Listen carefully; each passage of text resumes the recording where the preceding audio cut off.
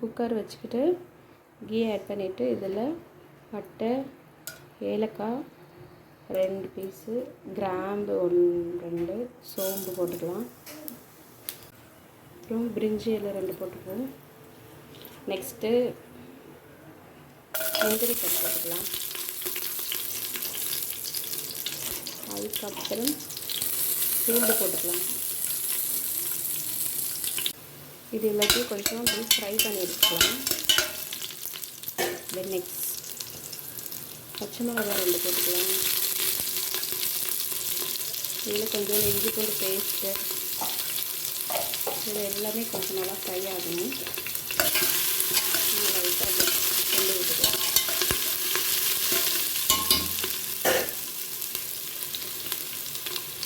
இதோட onion add பண்ணிக்கலாம். 2 onion நல்லா நீல வாக்கில் வச்சு கட் பண்ணி வச்சுட்டு அதை ஆட் பண்ணலாம்.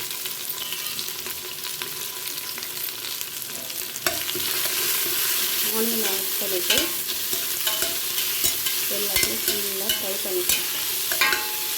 இது கொஞ்சம் நல்லா கண்ணாடி பதத்துக்கு ஃப்ரை ஆகணும். ஸோ வெயிட் பண்ணலாம். ஓகே, கொஞ்சோண்டு நம்ம இப்போ இதில் சால்ட் ஆட் பண்ணிக்கலாம். சால்ட் ஆட் பண்ணிவிட்டு தேவையான அளவுக்கு ஒரு மிக்ஸ் கொடுத்துக்கிட்டா சீக்கிரமாக ஆனியன் அடங்கிடும்.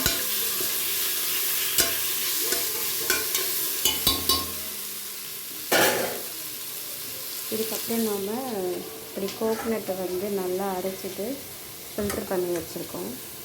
ஸோ இந்த டஸ்ட்டு நம்ம செடிக்கு தான் போடுவோம். ஸோ அது செடிக்கு வச்சுக்கலாம். நல்லா கலெக்ட் பண்ணி வச்சுருக்கேன். அப்புறம் இது கோகோனட் மில்க்கு நம்ம எடுத்து வச்சுருக்கோம். அப்புறம் பிரியாணி அரிசி ஊற வச்சுருக்கோம். ஸோ இது எந்த அளவுக்கு இருக்குன்னா இப்போ நல்லா ஃப்ரை ஆகணும்.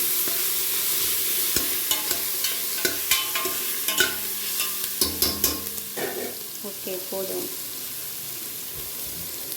இதில் வந்து நம்ம வந்து அரிசிக்கு ஏற்றா போல் 2 கப்பு அரிசினா அதில் 2 கப் பால், தேங்காய் பால் எடுத்து வச்சுருக்கோம். ஸோ நம்ம அதை இதில் ஆட் பண்ணிடலாம். ஓகே, அவ்வளோதான், டன். தேங்காய் பால் ஆட் பண்ணியாச்சு. இது மிக்ஸ் பண்ணி கொடுத்துட்டு நல்லா ஒரு கொதி வரணும். ஸோ இந்த டைமில் நம்ம உப்பு செக் பண்ணிக்கலாம்.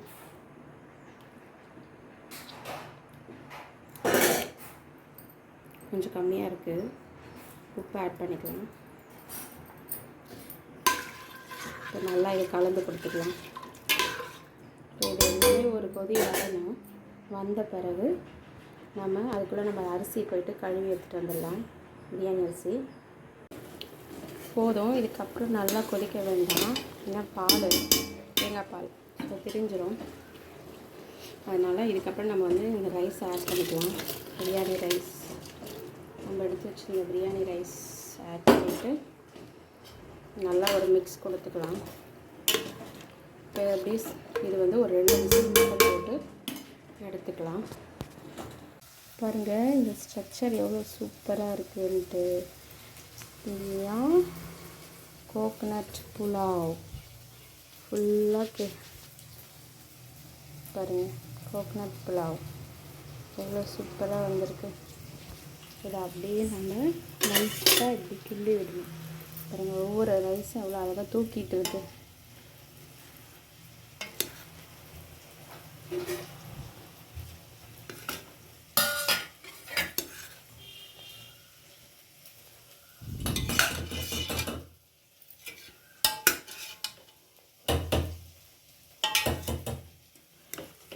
இப்படி தான் இருக்கும். பார்த்தீங்கன்னாவே தெரியும் உங்களுக்கு.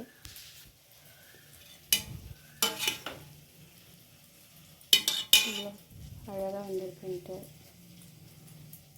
கோகனட் புலாவ் வித்து முட்டை ஃப்ரை பண்ணணும். ஸோ அதுக்காக தான் பண்ணிட்டு எக்கு ஃப்ரை பண்ணிக்கலாம்.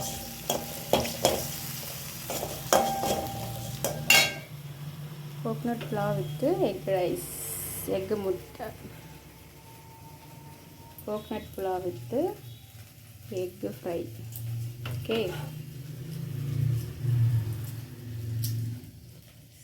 செம்மையாக இருக்குது ரைஸ். அவ்வளோதான், இன்றைக்கி coconut pulao with egg fry. செம்மையாக லன்ச் ப்ரிப்பேர் பண்ணியாச்சு. பசங்க இன்றைக்கி ஜாலியாக என்ஜாய் பண்ணுவாங்க.